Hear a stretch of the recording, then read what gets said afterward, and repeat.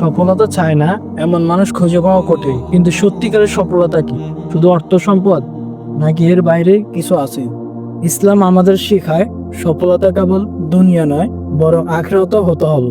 আর এর জন্য সবচেয়ে গুরুত্বপূর্ণ হলো হালাল পরিশ্রম।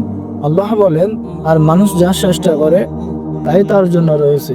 রাসূল সাল্লাল্লাহু আলাইহি সাল্লাম বলেছেন, সৎ উপার্জনের জন্য পরিশ্রম করা ইবাদত সমূহের মধ্যে অন্যতম একটি শ্রেষ্ঠ ইবাদত। এ থেকে আমরা বুঝতে পারি, কেবল দোয়া করলে সফলতা আসে না, বরং তার সঙ্গে পরিশ্রমও করতে হয়। কিন্তু আমরা কিভাবে সফল হতে পারি? ইসলাম আমাদের কিছু দিক নির্দেশনা দিয়েছে। হালাল উপার্জন।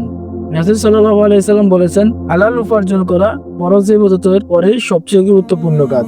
তাওয়াক্কুল, আল্লাহর উপর ভরসা। সফল হতে হলে চেষ্টা করো, কিন্তু মনে রেখো পরিণতি আল্লাহর হাতে। আল্লাহ বলেন, যে আল্লাহর উপর ভরসা করে তার জন্য তিনি যথেষ্ট। নবী সাল্লাল্লাহু আলাইহি সাল্লাম নিজেও ব্যবসা করেছেন এবং সততা ও পরিশ্রমের মাধ্যমে সফল হয়েছেন। সাহাবীদের জীবন থেকে আমাদের অনেক কিছু শেখার আছে।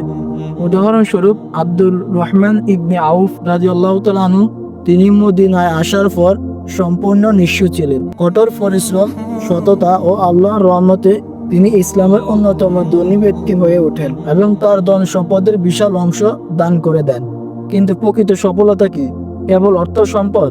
না, প্রকৃত সফলতা হলো আল্লাহর সন্তুষ্টি অর্জন করা।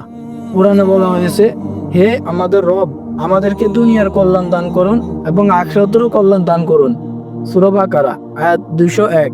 সুতরাং যদি তুমি সত্যিকারের সফল হতে চাও, হালাল পথে পরিশ্রম করো, আল্লাহর উপর ভরসা রাখো, সততা বজায় রাখো এবং দোয়া করতে ভুলো না। ইনশাআল্লাহ সফলতা আসবেই।